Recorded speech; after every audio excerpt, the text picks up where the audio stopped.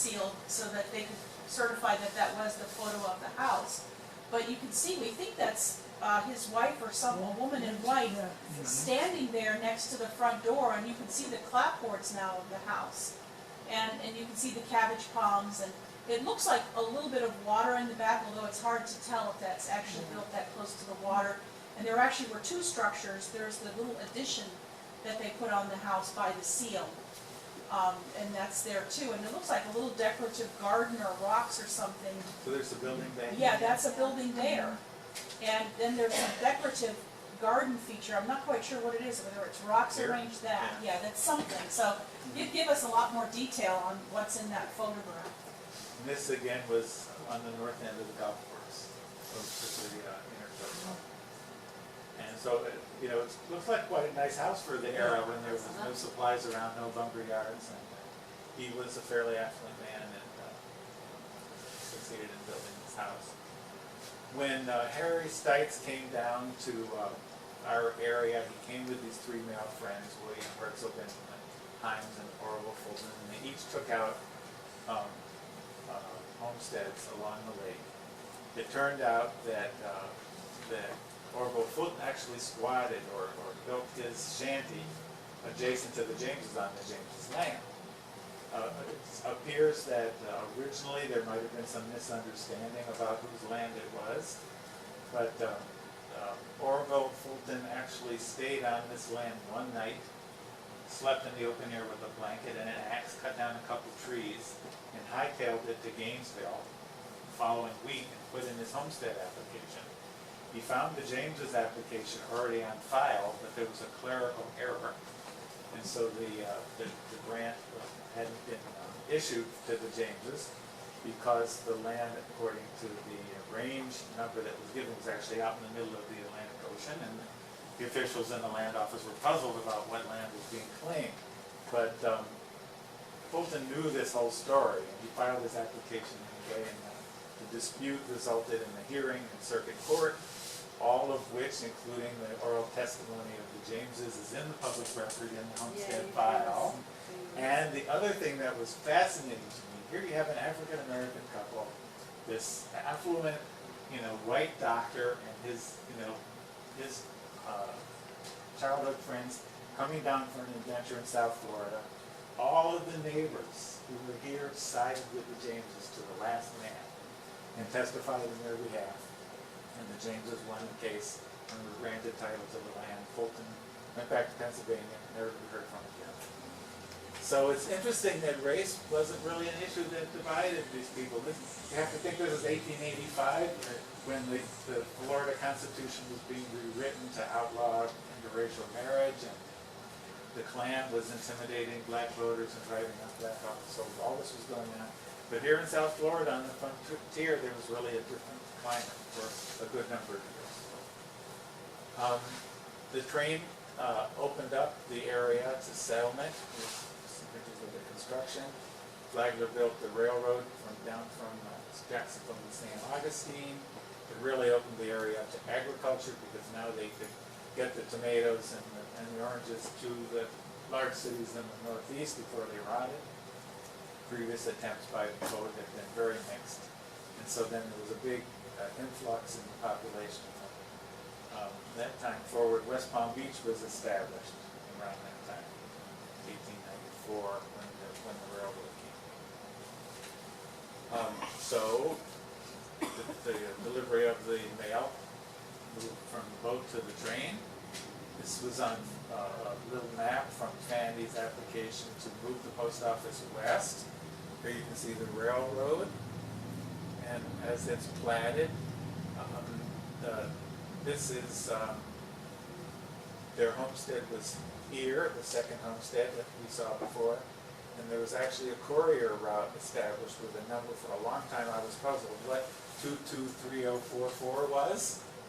It actually was the post office identification number for somebody to carry the mail from the train to their little post office. And so in 1896 the post office was actually moved west, and this is approximately K Street, and if you've heard about the Samuel burial plot, which we've which has been written about a lot in the paper. It was on L Street, so that's all in this area here about 3rd, 4th Avenue South, and Ellen K Street, which was the second James homestead. That's what it looks like today with the premise of lease distributorship there. The Jewell post office closed in 1903. We can only speculate on why that particular time, but Samuel James began suffering from dementia at the same time that Fanny resigned as postmistress, so she probably had her hands full. And mail service was then moved to Lantana, that little images from the post office bulletins documenting the end of, this is the main delivery route on the train, and this is that courier that ran from the tracks over to the post office, both routes. But now Fanny, as a black woman of the age, continued to be very active in business and earn a good income. She acquired both the William Stephen homestead that we talked about and the Duckinson homestead, subdivided it, but kept part of the land for herself. And in 1906, she was the lone woman and the lone person of color listed among the major pineapple growers in the West Palm Beach area. So quite a distinguished person. Oops. So we talked a little bit about the contrast between this Florida frontier and North Florida as far as race relations. During this whole period of time, blacks were being intimidated by the Klan, driven from office, and became sharecroppers and so forth in the Panhandle in northern Florida. There were black intellectuals at the time that were saying, don't go to work for the lordly plantation owner again as a sharecropper. Go to South Florida and homestead and own your own land. And we know that the Jameses had contact with some very educated blacks of the era, and very possibly they were motivated by that to come to South Florida.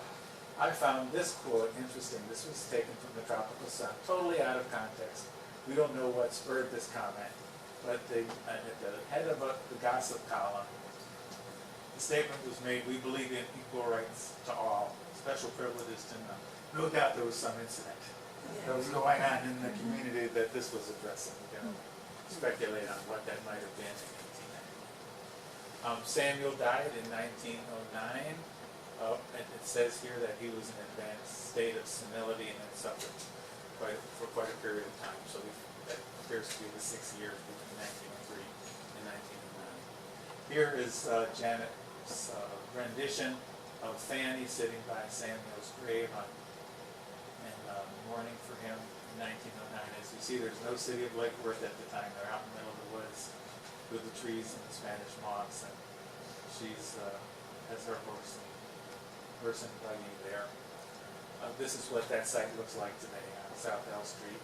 We believe that Samuel is buried right there where the sidewalk curves, and there's a good possibility that Fanny was buried beside him, but we don't know that for sure. When Lake Worth was platted, and she sold off this land to the developer, she saved the 10-by-10 grid that was not sold to the city.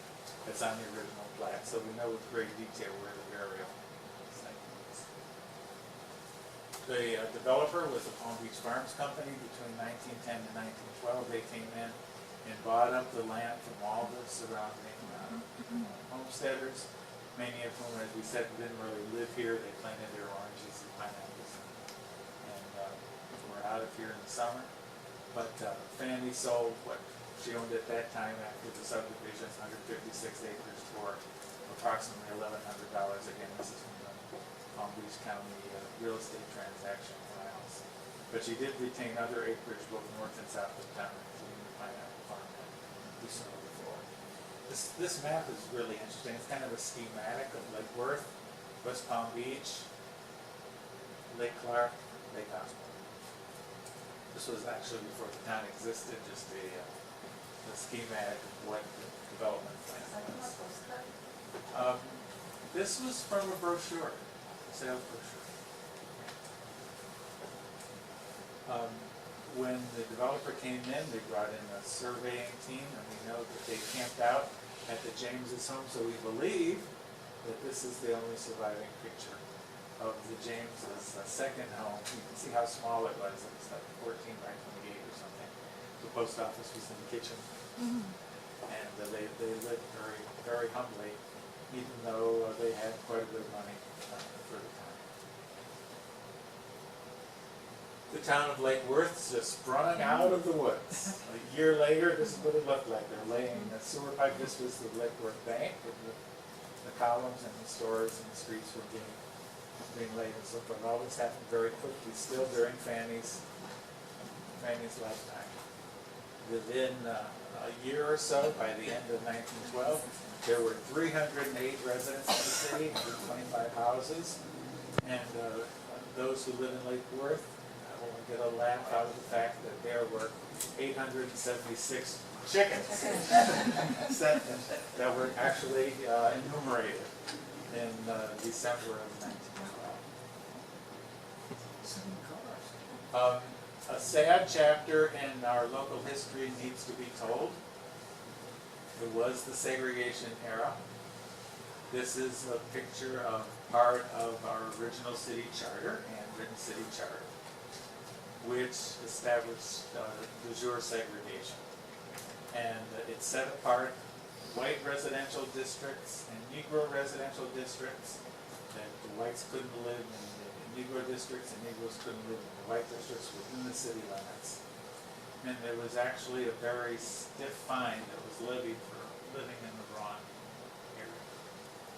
If you were of the wrong color in the wrong neighborhood, you would pay a $500 fine for every 10 days of being taking up residence in the wrong neighborhood.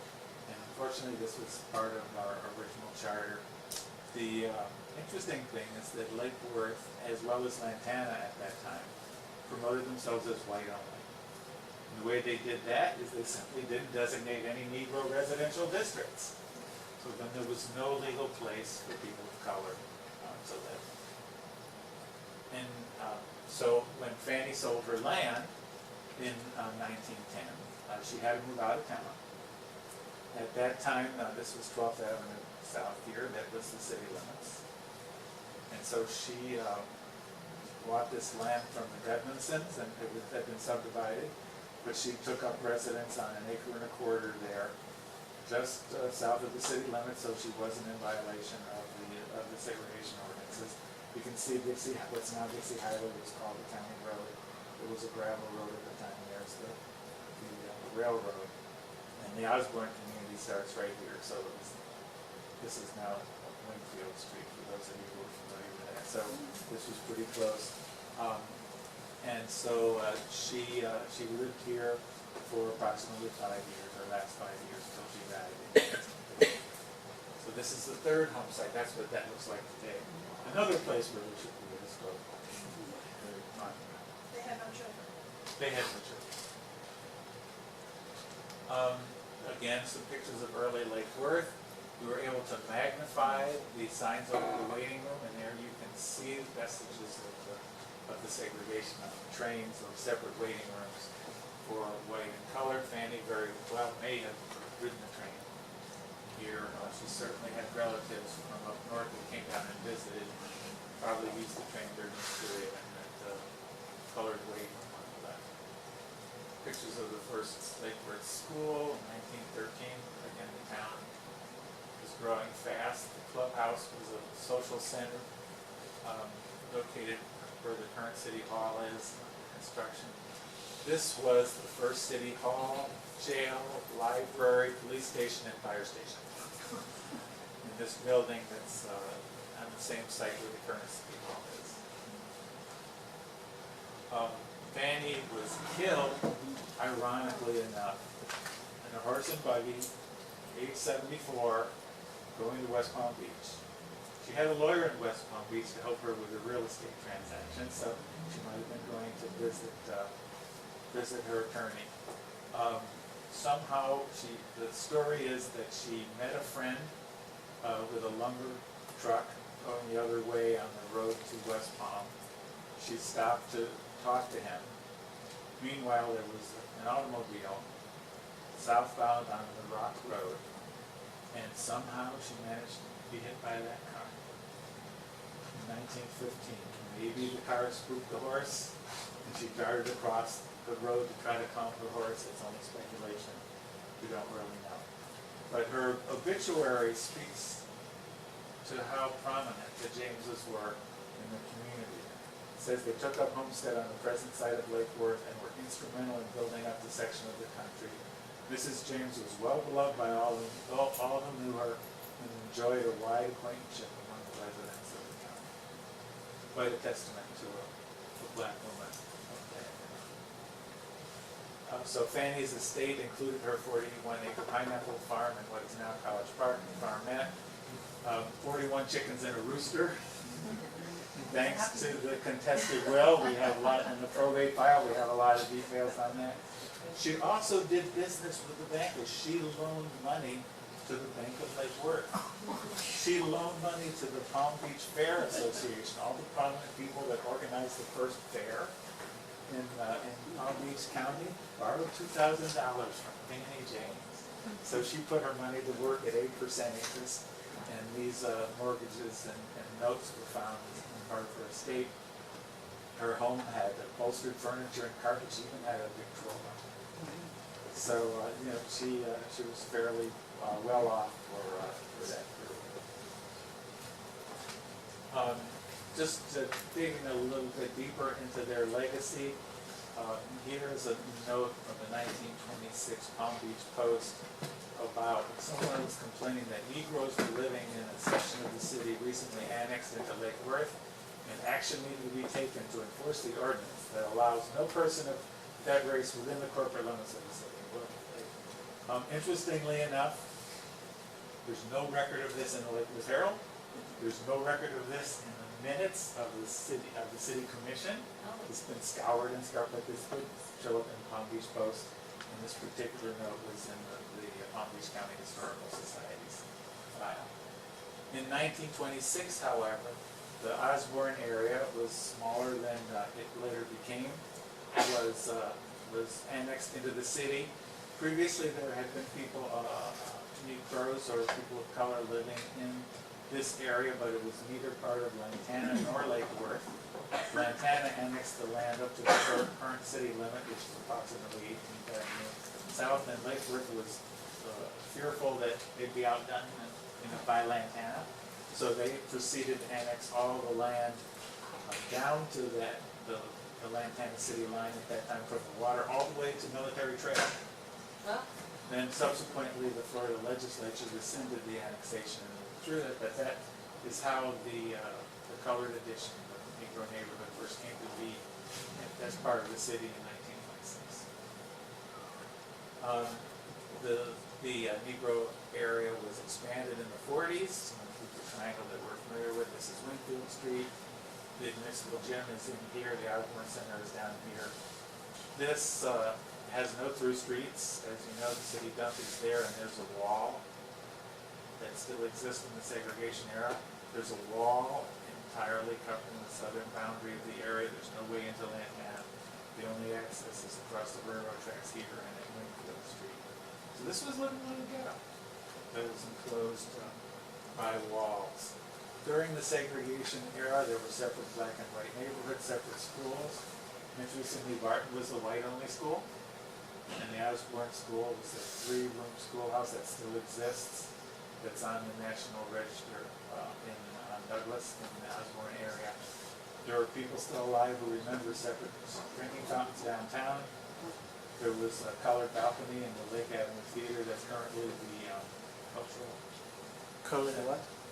Right. Pardon? Yeah, I'm sorry. I don't know where the museum went for a number of years on Lake Avenue. There was an entrance there to the balcony that people still alive remember using. Blacks had to be in the neighborhood after dark or have an employer's permission to be out of the black district. The Ku Klux Klan was very powerful. It's a part of the untold story here in Lake Worth. They actually ran a school and came out from under their sheets. There were marches downtown, and they used fear to enforce the segregation. The notes about their school were found in the National Klan publications in Indianapolis.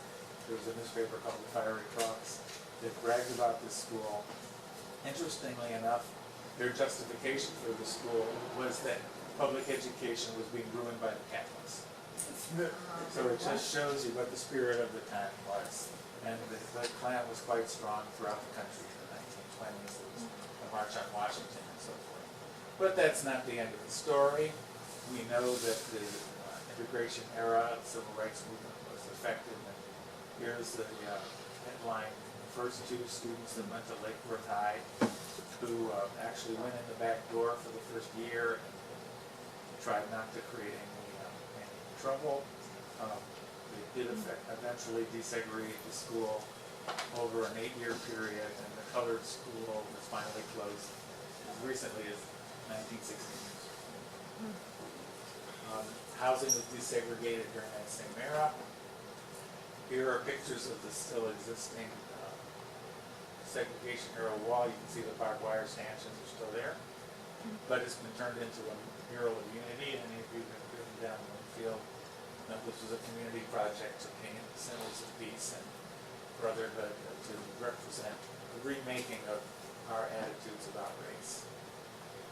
And now Lake Worth is known for its diversity.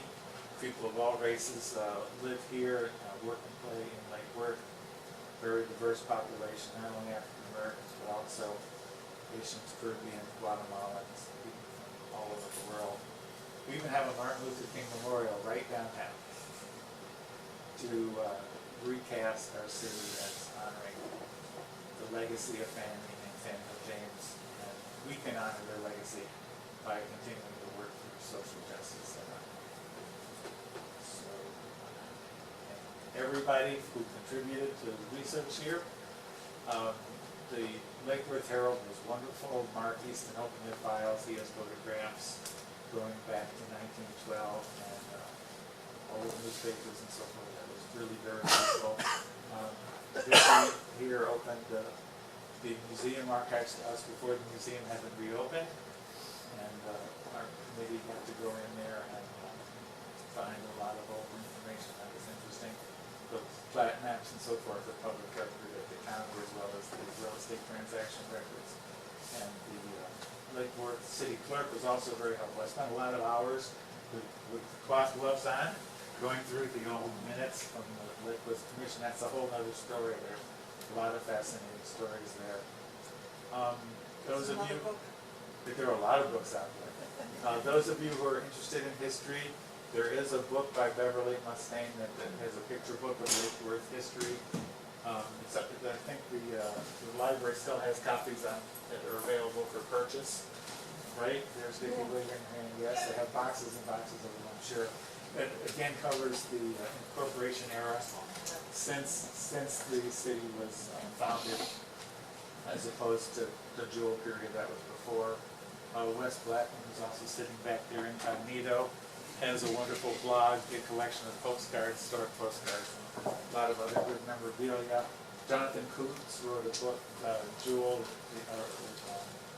Lake Worth, the Jewell of the Gold Coast, which does a good job of telling the history. Helen Green is another one who's known for her work at the museum, and so many other people that contributed to this project. To be thanked, including all of you who served for me.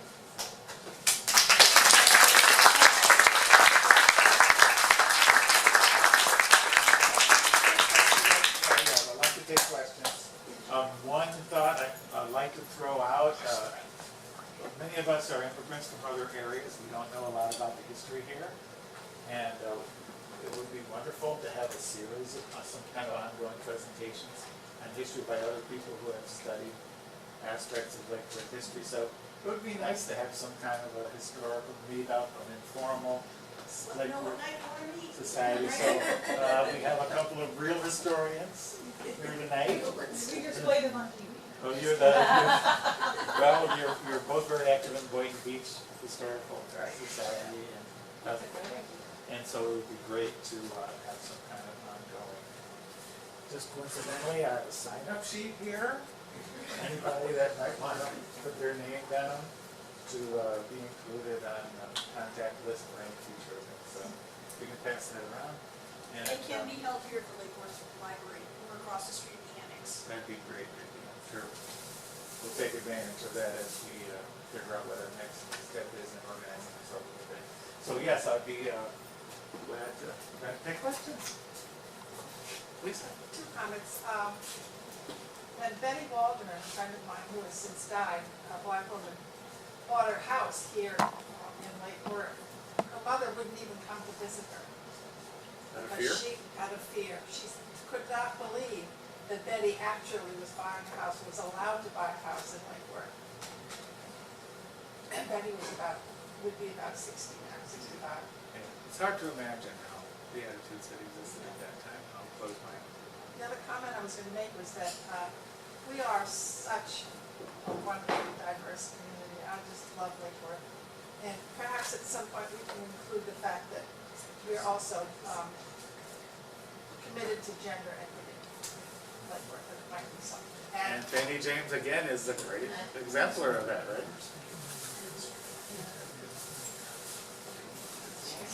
No one had mentioned to me, and I don't know where she got the information from. But was it true that the wealthy who live in Palm Beach bought houses here for their health? Like a health? Well, it's Or built houses for them? It's certainly true that all around Palm Beach, northwest and south, there were people that were servants and helped in mansions in Palm Beach. I heard that about West Lawn. Well, didn't the sugar, this area was bought by a farming cooperative, and didn't Well- they block off all these little plots to give the plant sugar workers a house to live in? Or Right. land, a lot or something? Right, there are a couple of different stories I think you're alluding to. Part of the original marketing plan of the Palm Beach Farms Company was to sell agricultural land west of town and couple 40 acres or 20 acres of agricultural land with a lot in town. It was already the age of the automobile. So people could live in town, be close to the dance hall, have a social life instead of living isolated, and then drive out to their farm. And there was a lottery system that they used. People didn't buy specific plots, but they put their $250 in, and they got a number, and then they had a big drawing, and everybody randomly got an agricultural lot and a lot in town, a couple during that time.